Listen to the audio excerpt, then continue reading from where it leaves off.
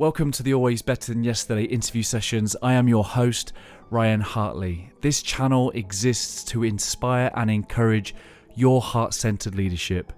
Each week, I share interviews with some of the greatest heart-centered leaders in the world. I hope our time spent together helps you leave a heartprint where those around you are left better than yesterday. Please visit abty.co.uk if you would like us in your corner. These interview sessions are brought to you by Matt Media Online Marketing, an independent agency who specialise in content marketing, helping business owners get their message seen by the right audience. If you want to get your business seen through the power of social media, head to mattmedia.online. On episode 234, I welcome Dr. Gary Chapman back to the podcast. We were fortunate enough to have a conversation with Dr. Gary 2 years ago on episode 112. On that occasion, we talked about his best-selling book, a book that has sold over 20 million copies, The 5 Love Languages.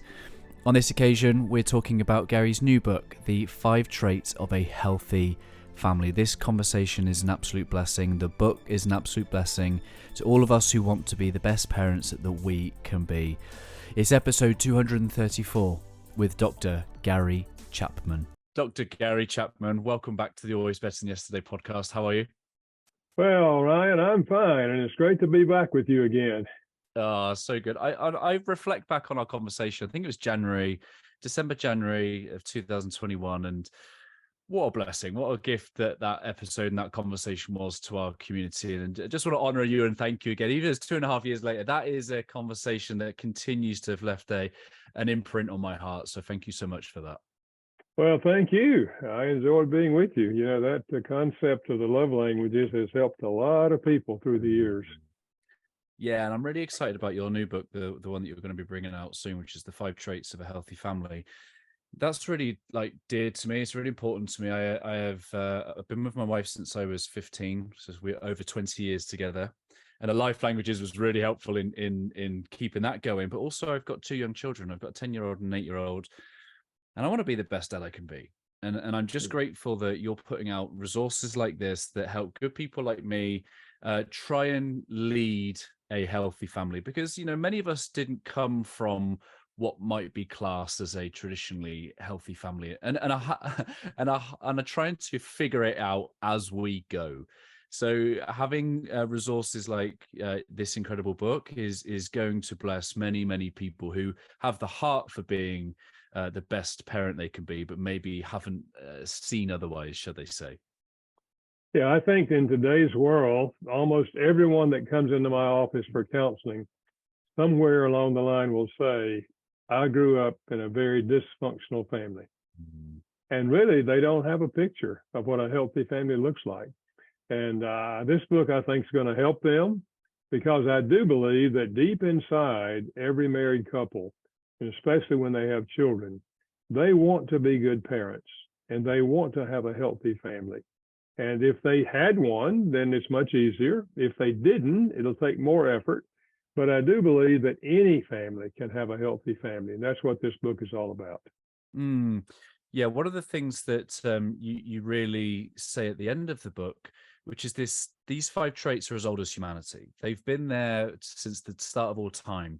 And I guess my first question is, do you think then that people have gone away from them, or these 5 original traits are no longer serving families? Why have we gone away from, if they're as old as time, why have we drifted? Do we not see them as relevant, or is it something else?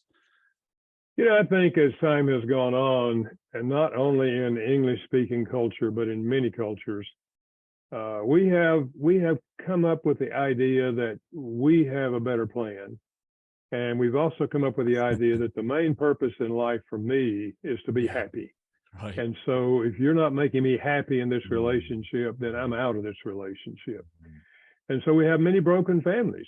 I mean, we have thousands of children who are growing up in single parent homes because one of the parents bailed out, you know, and sometimes, of course, it's because a parent died or that sort of thing.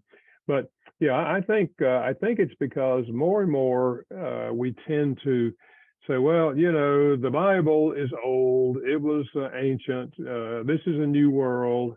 It is a new world, no question about that. All the technology and everything that we have.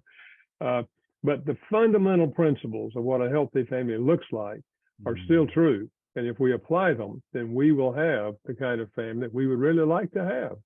Yeah, it's powerful, and I guess even those that have what might be described as a nuclear family still intact, there are forces at play that are drawing attention out of the home. Maybe the parents will be at work so often they'll come home lacking presence. They'll still be thinking about the work that's there to be done. There'll be a stress and there'll be a degree. So even those that still have what looks like on the outside a functioning whole family can still very much on the inside take some things in terms of how to create. One of the things I love you say is about creating the right emotional climate within the family. Yeah. I think the attitude of service to each other is fundamental to a healthy family. Jesus said about himself, I did not come to be served, I came to serve. And he went on to say, and to give my life a ransom for others, which is the message of the gospel.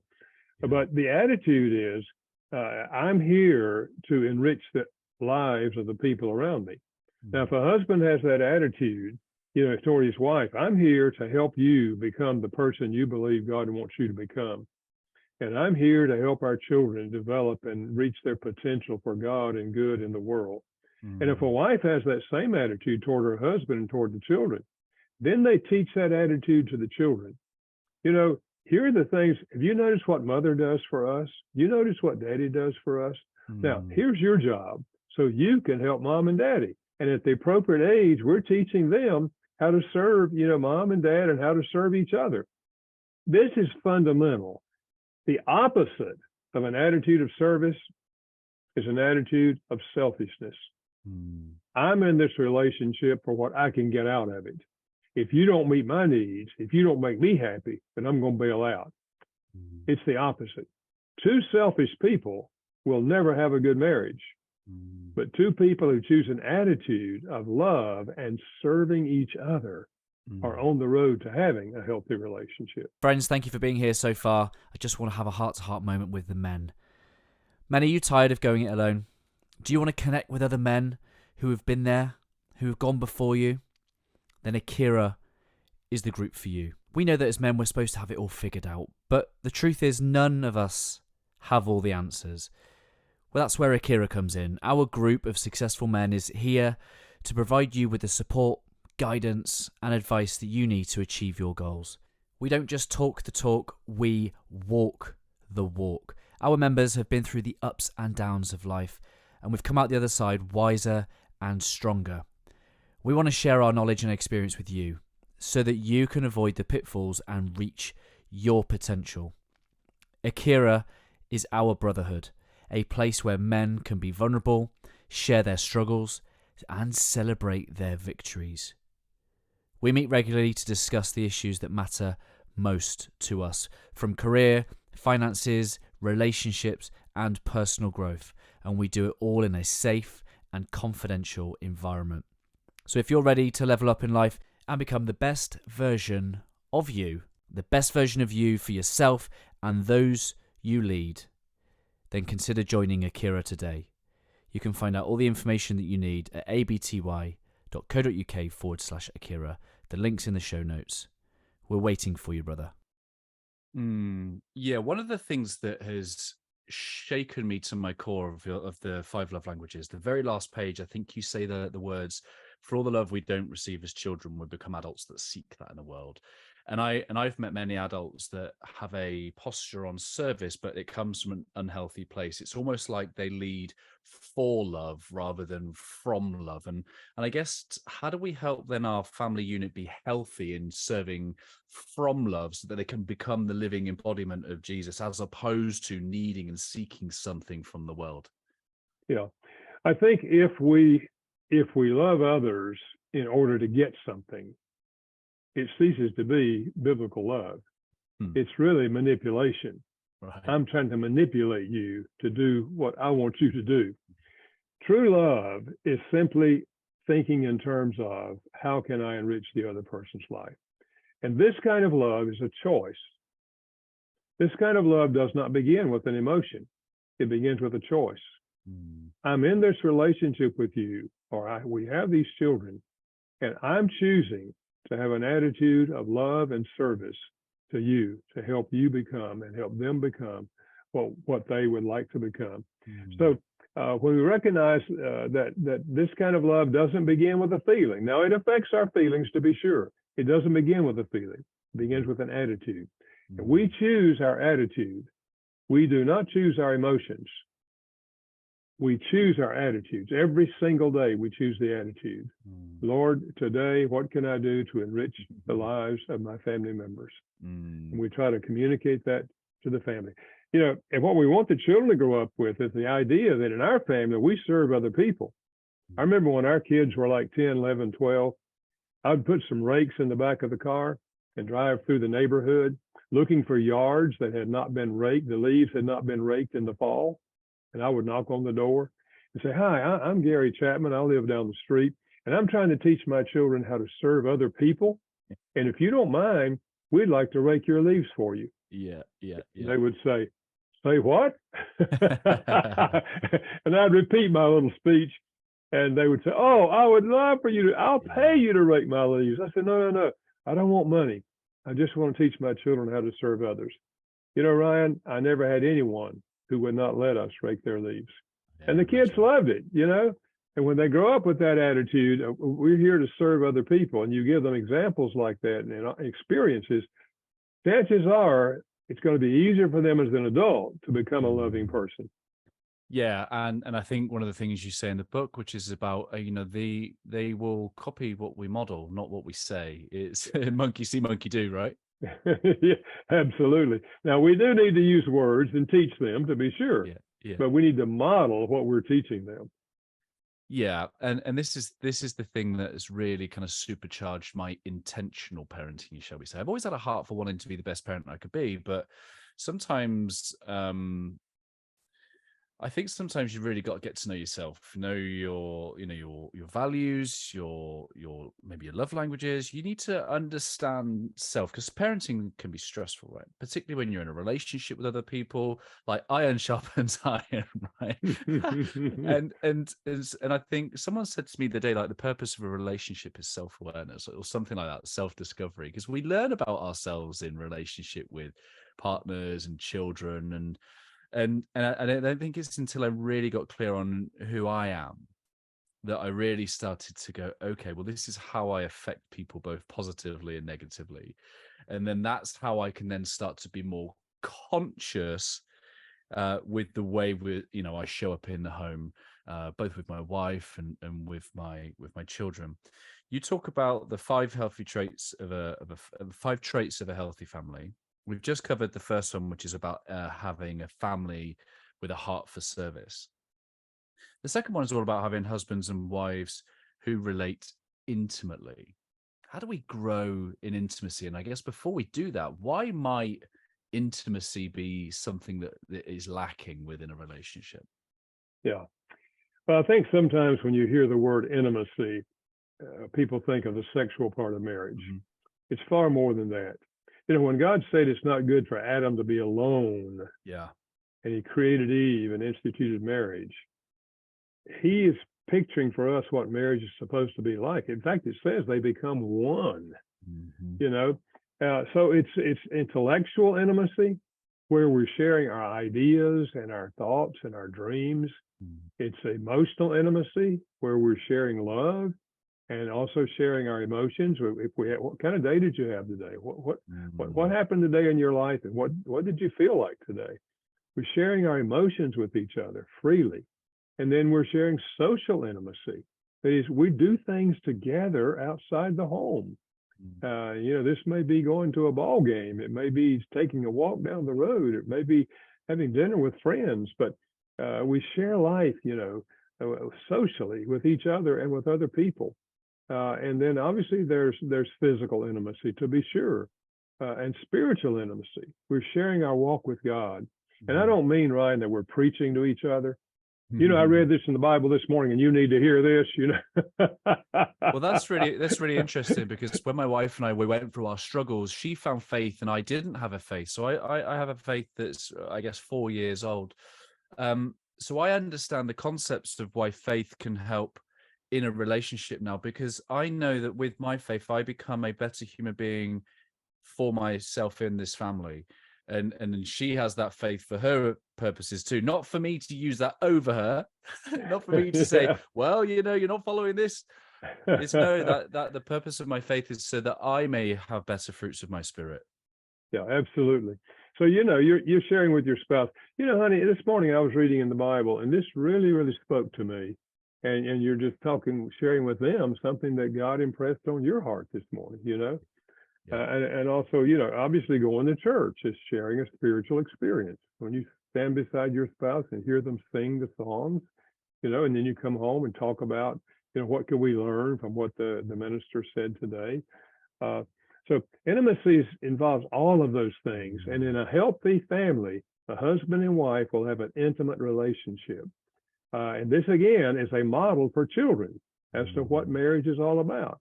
If children grow up in homes where their parents are always at each other, quibbling over this, that, and arguing and raising their voice and screaming at each other, they don't have the picture of what a healthy marriage is.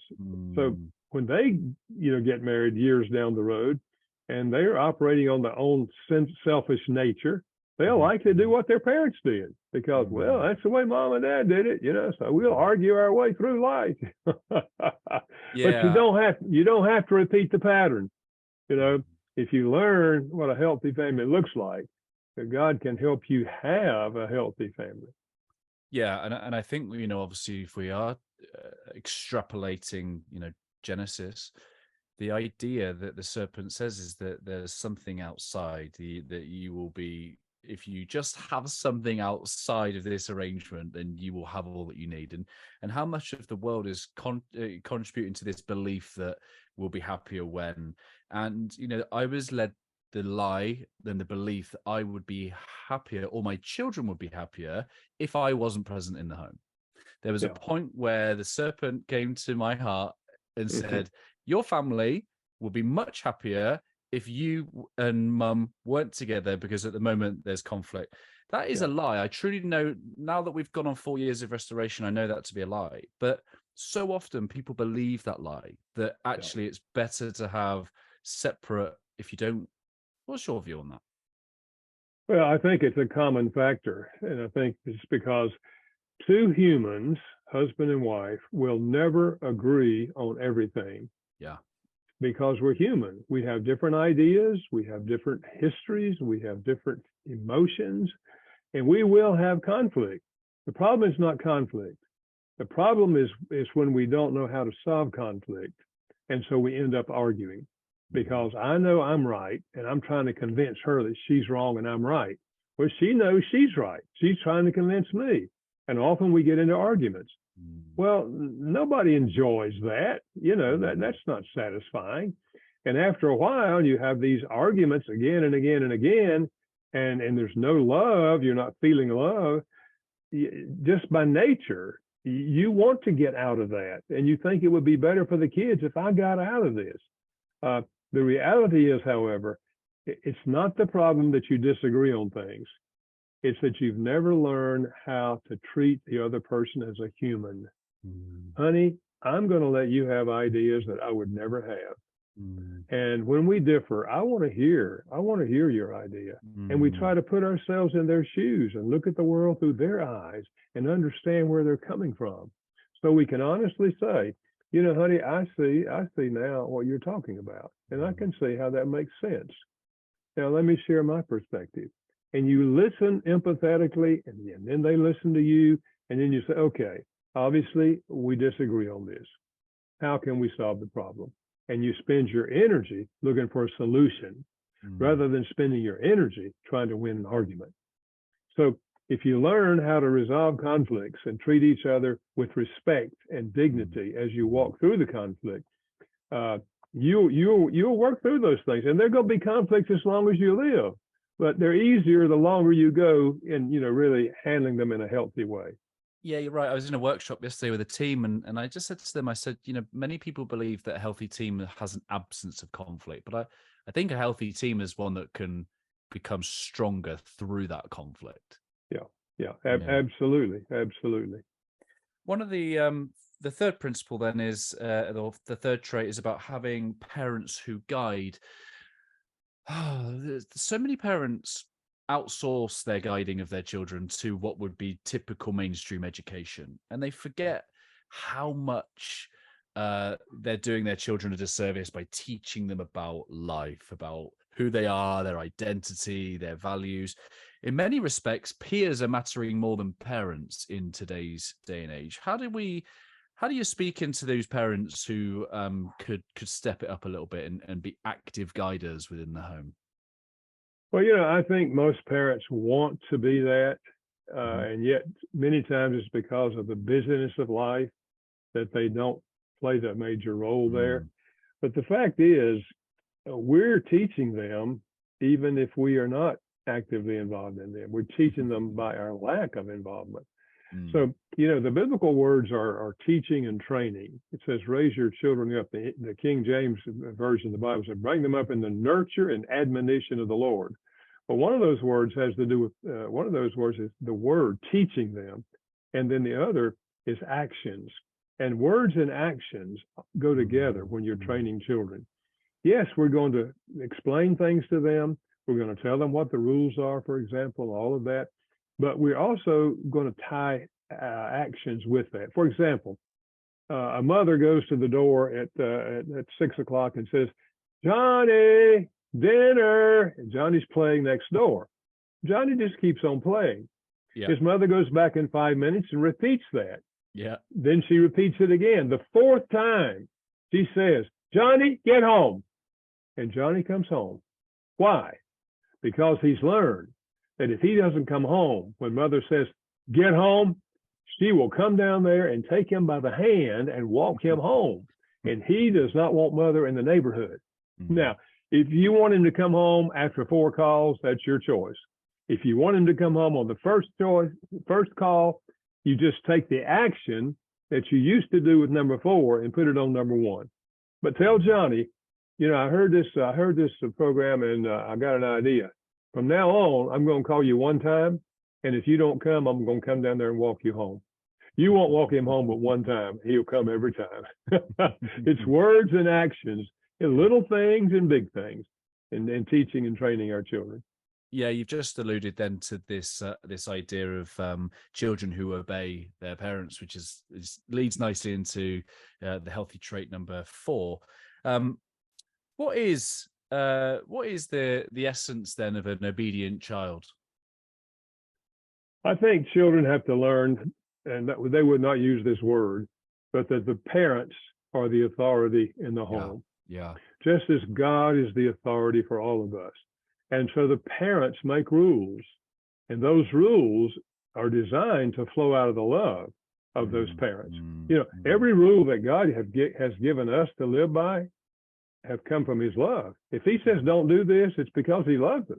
If he says do this, it's because he loves us. He wants us to have the best possible life. And that's what we want for our children. So when we have that idea, we're going to have rules or guidelines, whatever you want to call them. But with every guideline, we need to tell the child what the consequences will be if they don't follow the guideline. And so let's say that we're going to say, we're not going to throw the ball inside the house. We throw the ball outside, but not in the house. If you do, the ball goes in the trunk of the car for 2 days and you can't play with it. And if you break something, we'll have to pay for it out of your allowance. Now, and the child knows what the consequences are. So if the child breaks that particular rule, all you have to do is say, Johnny, I so love you. You seldom break the rules, but you broke this rule, right? And you threw the ball and you broke the vase. So let's take the ball and go to the car. And he starts crying, but he knows it's fair. He knows it's coming, and then you take the allowance and pay for the broken vase. Johnny is learning how to respect authority.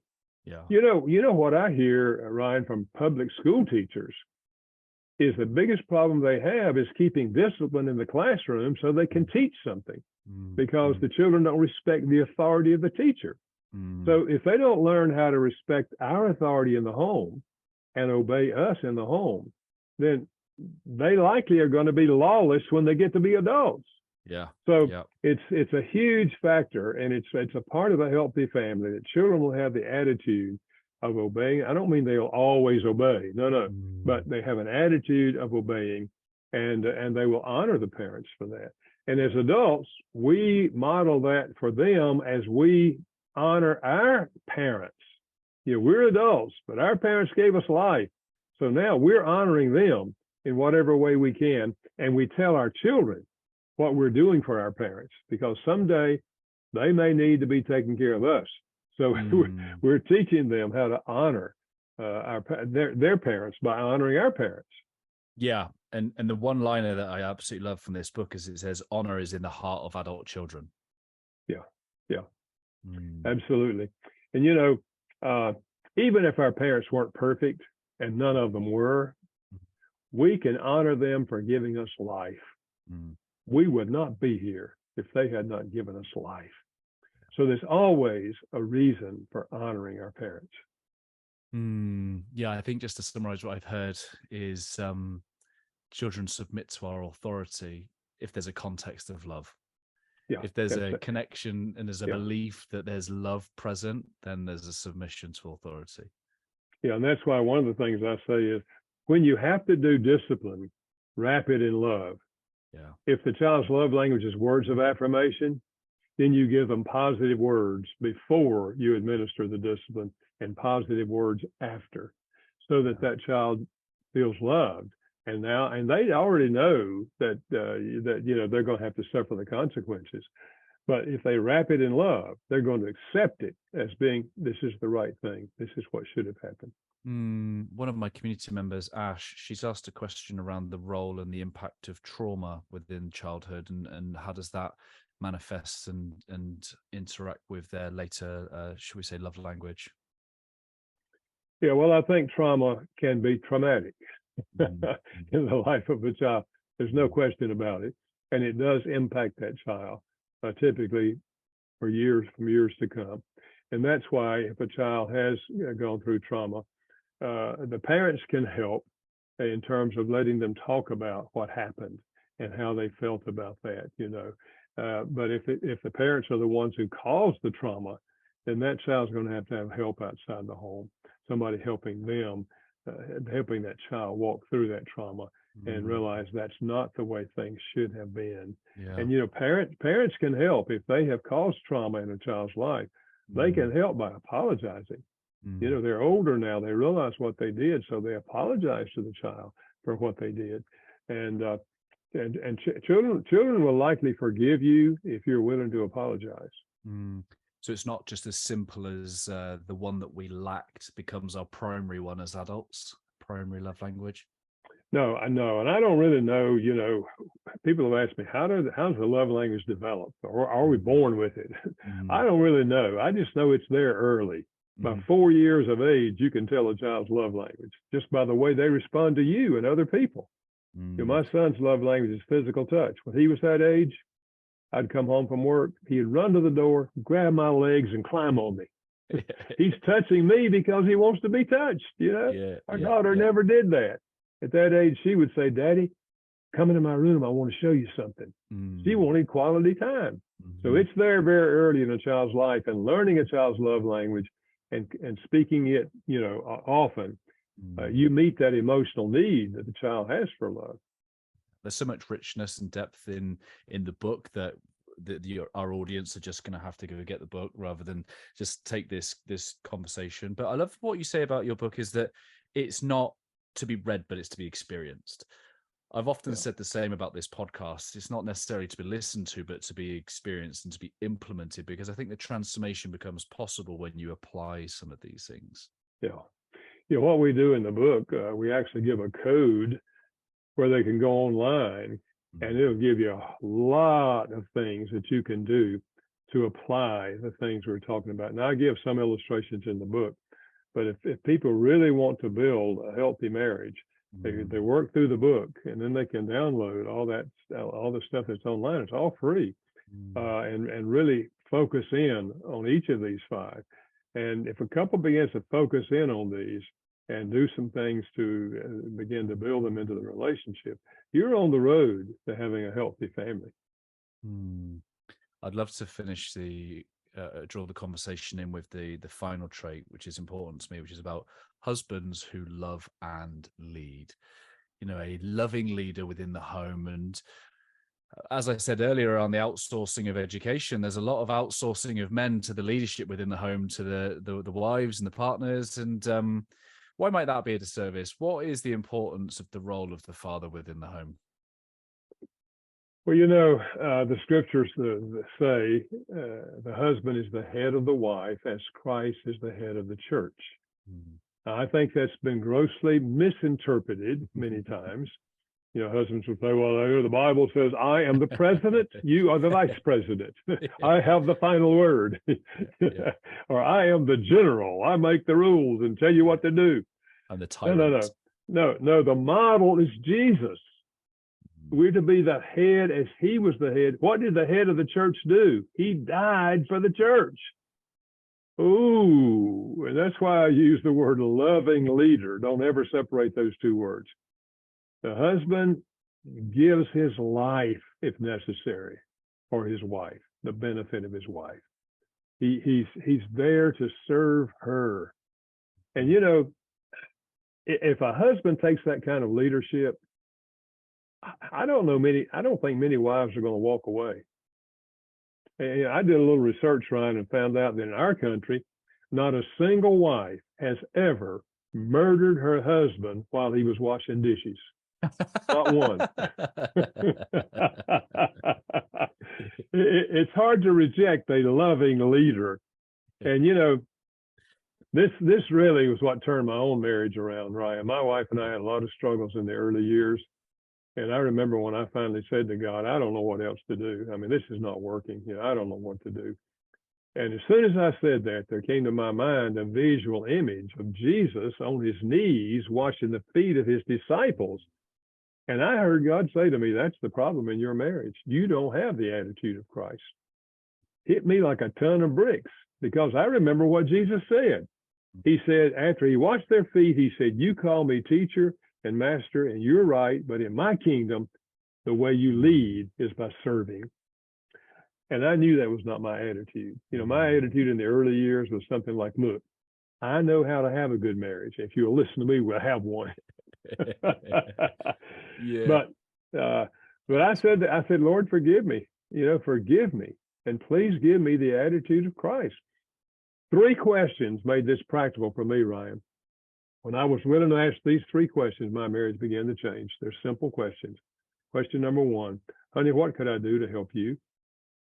Question number 2, how could I make your life easier? Question number 3, how can I be a better husband? And when I was willing to ask those questions, she was willing to give me answers. And when I began to do those things, within 3 months, it didn't turn around overnight, but within 3 months, she started asking me those 3 questions.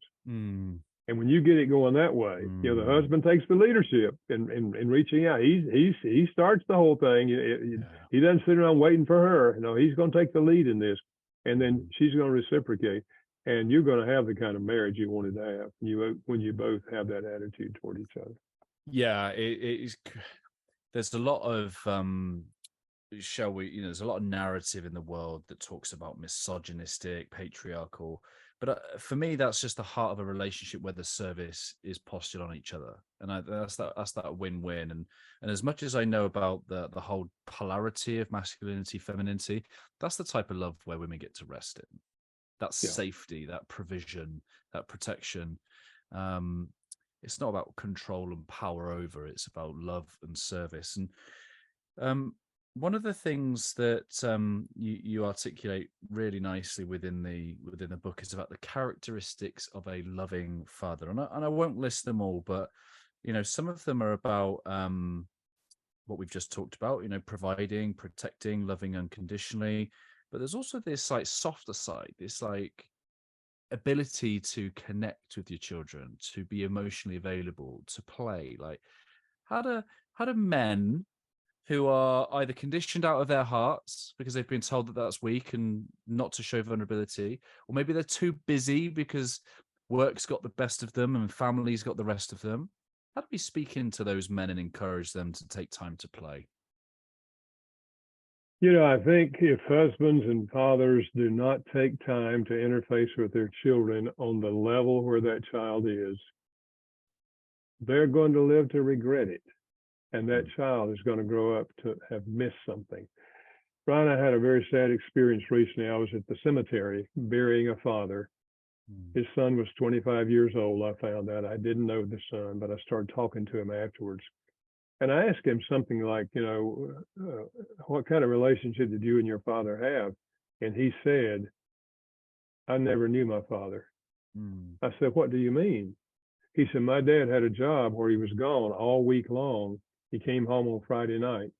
On Saturday, he played golf all day with his friends. On Sunday, he slept till noon, and then he watched TV all afternoon. He said, I never really got to know my father. And I walked away with tears in my eyes. And I thought, how sad. The father was meeting the financial needs of the family, but he missed out on the relationship with that son. And so if we can understand life's greatest meaning is found not in things, but it's found in relationships. And so from the very beginning, if you can get on the floor when that kid's crawling and let them crawl all over you, you're on the road, and then you go to the sandbox with them, and then you just walk with them as they grow up. And in the teenage years, you can do things with them, and you just grow up, and they grow up having seen what a father is like. A father is loving and caring and has fun with us. This is really the satisfying part of being a father, is spending time with the children. Yeah. The one liner in your book that's really kind of captured me for this one is about the father who chooses to be a loving leader, believes in his own values because he's found them to bring him a level of satisfaction, peace of mind, and purpose in life. And I think that kind of represents nicely what I was trying to articulate earlier, which is when I do the self-discovery, when I know who I am, the values that I have, I become more encouraged, or I have the self-accountability to help my family grow in that too. Yeah, and I think the closer that our behavior models our beliefs, the more respect and the easier it is for children to respect their parents and their wife to respect their husband. If we say we believe in certain things, but we don't practice those things, it's hard for the wife or the children to respect us because we've told them, what we believe, and we've taught them that, but then they don't see it in us. And that's why every day, as our kids were growing up, I say, Lord, help me to model for my children what I say I believe in whatever area it is. Because as we've said earlier, our model for that child speaks more deeply than even our words do. So really, really important. But of course, first of all, we got to have, biblical ideas in our own mind as to what God wants us to be like. If we follow the principles that God laid down for us, we're going to have the best possible life. We're going to have the best possible family. We are not going to be perfect because all of us are fallen creatures. We don't have to be perfect. You do have to apologize when you fail. Children need to learn that, yes, daddy needs to say, honey, I'm sorry that I lost my temper and I yelled at you. A father should not talk to a child like that, and I'm very sorry. I hope you'll forgive me. Some people have said to me, Ryan, if I apologize to my children, won't they lose respect for me? I say, no, they gain respect. They already know what you did was wrong. And when you acknowledge it and ask forgiveness, you're teaching them another important skill in life, how to apologize when you fail. 100%. As I'm reflecting, as I'm listening to you speak, I think, maybe some of my earlier years were characterized by a lack of respect for the father figure, and therefore was never going to be a willfully submitting person to God. to be a man of faith. There was no way I was surrendering and submitting to that authority. So for me, in an absence of faith, it sounds like a control story. Why would I want to be told what to do? I'm going to rebel against that. But the more and more I connect with the love of God, it is a love story. It is a playbook for how to have heaven on earth. Yeah, absolutely. Everything that he laid down for us is because he loved us. And if he says don't do something, it's because he loves us. And if we do it, we're going to be worse for having done it, you know? And if he says do this, if you really want to have the best, you do it. Yeah. And if you fail to do it, then you miss out on something that God wanted to be a part of your life. Yeah, super conscious of your time. My last question about the book is you end with a call to action for the husbands to become loving leaders, but also for the wives to develop the fine art of encouraging. Why is encouragement so important? Well, you know, I think all of us by nature, again, depending on the family we grew up in, but all of us need encouragement. And when a wife says, you know, in her mind, half the things he does are bad, well, rather than focusing on the bad, why don't we start encouraging him on the good things he's doing? Maybe he took the trash out one time this month. Rather than saying, about time you took the trash out, why not say, honey, I really appreciate you taking the trash out. That is a real help to me. You know, encouragement makes you want to do it again. But if you're just criticizing me for something, you know, then I'm less inclined just by nature to come back and do things that are meaningful to you. So I think a wife plays a tremendous role in helping her husband become the person that he wants to become and God wants him to become by being the voice of God, giving him encouragement over the things that he's doing well. Yeah, I love that. And I think, you know, many people say, well, why should I have to do that to get the man or the woman that I want? And I think the thing that comes to mind every time is our conversation last time, which was when you were talking to your client about vacuuming or something like that. And you were like, I prefer my wife when she feels loved. I much prefer to be in a relationship with my wife. So it's about that, isn't it? It's not about should I have to do these things. It's about, well, do you want to see the loving version of, do you want to see your spouse feel loved and have the best version of themselves emerge? Yeah. And I think, you know, there's great satisfaction in a husband and a wife when they see their spouse feeling loved and enjoying life. And we play a key role in that, you know, by speaking their love language and by all the other things that we've talked about. So there's great reward in being a husband and our wife who's reaching out and serving each other. There's great satisfaction in that. And the same thing's true with our children. And, you know, I hope our audience doesn't hear me saying, you know, because listen, I know there's a lot of single moms out there that are raising children, and I admire them, you know, and most of the time it's not their fault that they're alone. But if you're a single mom and raising kids, try to find a Christian, godly man in your church who might spend some time with your children, and especially with your sons. If they don't have contact with their father, they need to have contact with a male that can be a model for them and do things with them. And there are lots of fathers that would do that for children, you know, outside their home, if they were just asked, you know. So don't feel like that it's impossible for your child to have a male model. Typically in the churches, you can find people who are willing to do that. Yeah, there's so much goodness within the book around the nuances around what that really means, what that really gives, how that starts to shape their identity, their sexual identity. There's so much goodness in that book, and definitely encourage people to check it out.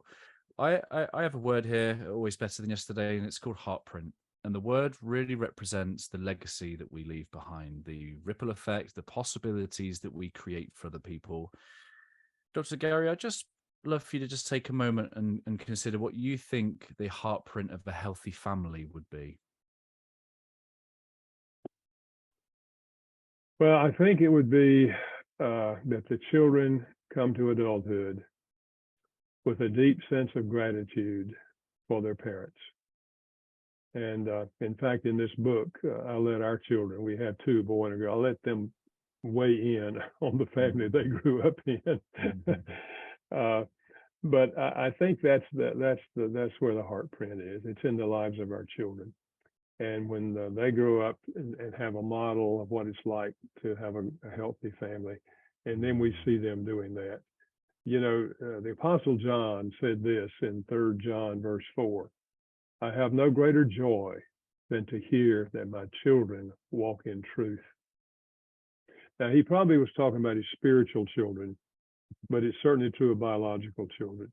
When you see your children come to adulthood and see them walking in truth, walking with God, it's a tremendous heartfelt satisfaction. So that's the joy I wish every parent could experience. Now, that doesn't mean that we can control our children as adults. You know, they're free. Listen, God's first 2 children went wrong. So it's not that, you know, you do this, and your children will do what's right. They're adults, they're free, they're made free by God. And yes, sometimes they make poor choices, but we love them even when they make poor choices, just like God loves us. In fact, God says Christ came to die for us while we were sinners. And so if we have adult children who are sinners, we want to reach out and love them in spite of the choices they've made. Thank you for the way with which I know that there's infinitely more light in this world because of your work, because of your willingness and your obedience to share your heart with the world, to share your family with the world. I love the way that your children have contributed to the book too, and when you've invited an observer into the home as well. There's a whole story there too that we could have talked about. And the last thing I'll say is that, you know, you expand on this idea that a healthy family creates a healthy society, and a healthy society is a world of harmony, and that when you do these things, you don't just impact your own children, but thousands of young observers in search for the family that they've always wanted. It's sending people out a little bit more like love, so that people may find that. I am in the corner of some incredible human beings who, like me, have been in search for the family that they've always wanted. And to have conversations with incredible human beings like you, I just want to honor you and thank you for all that you're doing to have an impact on a ripple effect to people that you may never ever meet. And I just hope, Dr. Gary, that every now and again one of those ripples comes back to you, and you get to experience the full impact of the work that you've put out into this world. Well, thank you, Ryan. It's very, very encouraging through the years, the people who say, you know, I read this book, I read that book that you wrote, and it literally saved our marriage, or it really helped us with our parenting. It's very, very encouraging. And, you know, years and years ago, and I'm glad I learned this early on, Jesus said in John 15, verse 5, without me, you can do nothing. And later Paul said, but in Christ, I can do everything that God has in mind for me. And I think that's what all of us want, you know, just to do what God has equipped us to do, and use our talents and abilities and whatever else we have for the benefit of other people. That brings the greatest satisfaction in life. Absolutely love it. Dr. Gary, thank you so much for a second time. I'll share all your good links in the show notes, especially the book that's coming out, 5 Traits of a Healthy Family. And I'd be honored if you'd leave us with a final thought from your good self. Take the first step. Pick up on one idea that you can do differently that will enhance your family relationships. Beautiful. Thank you, brother. Thank you for making it to the end of the interview here on YouTube. I hope that our time spent together has left you a little bit better than before you push play. Before you go anywhere, please leave a comment down below, some of your key reflections, your key takeaways. I love hearing from you and what this conversation has inspired in you. Let me know what you're going to do as a result of this conversation. I will be back next Wednesday, where I will share another inspiring guest. To make sure that you don't miss that, please do subscribe, hit the bell, and you will be notified as soon as it goes live. If you're curious to know how I, through Always Better Than Yesterday, can serve you, your team, your organization, please do visit alwaysbetterthanyesterday.com, and it will be my honor and privilege to help you in any way I can. Keep leading, my friends. I've been Ryan Hartley, host of the Always Better Than Yesterday podcast here on YouTube. Always love.